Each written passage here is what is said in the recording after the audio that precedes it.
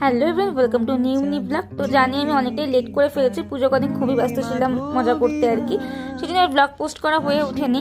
রাতটা ছিল পঞ্চমী রাত, তো সেদিন আমি একটু কাজে বেরিয়েছিলাম দাদার সঙ্গে। তো তারপর দাদার সঙ্গে প্যান্ডেল হপিং করে বাড়ি ফিরি।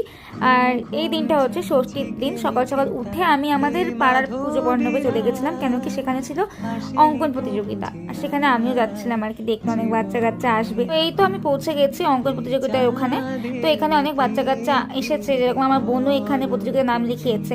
তো দিনটা না সত্যি আমার ছোটবেলার কথা মনে করিয়ে দেয়। একটা সময় ছিল যখন আমি এই প্রতিযোগিতায় অংশগ্রহণ করতাম। তারপর এই তো বসে বসে বোর হচ্ছিলাম আর কি। তো তারপর আমি সেখান থেকে চলে যাই দিদি ভাইয়ের বাড়িতে, দিদি ভাইকে মেহেন্দি পড়াতে। তারপর জেঠু আমাদের জন্য ফুচকা আনে, আর ফুচকাটা খেয়ে আমি বাড়ি ফিরি। আর বাড়ি ফেরার সময় আমি কয়েকটা ঠাকুর দেখতে দেখতে বাড়িতে ফিরি। সেদিন সন্ধ্যাবেলাতে এইসব দেখে নিয়েছিলাম, কেন কি আমি জানি পরে আমার এত দূরে আর আসা হবে না, কেন কি এই মণ্ডপটা অনেকটা দূরে করেছিল আর কি, কিন্তু খুব সুন্দর করেছিল। তারপর এই করতে করতে আমি বাড়িতে চলে আসি। তো আজকের ব্লগটা এটুকুই, দেখা হচ্ছে অন্য কোনো ব্লগে। টাটা।